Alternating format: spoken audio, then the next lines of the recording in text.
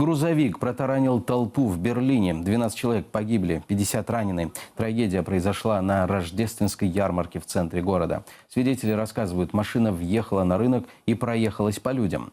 Водитель попытался скрыться, однако полиция его задержала.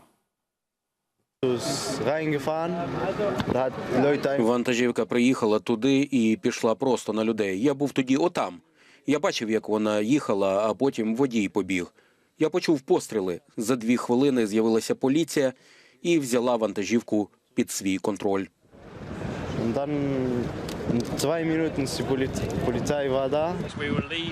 Ми вже йшли звідси, коли в'їхала велика вантажівка.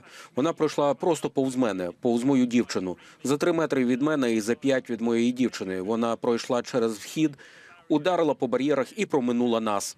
Зараз ситуація перебуває під контролем, але коли відбуваються події, з якими уже стикалися наші добрі друзі і які відбувалися в інших містах, це викликає депресивні почуття, особливо у цей період року.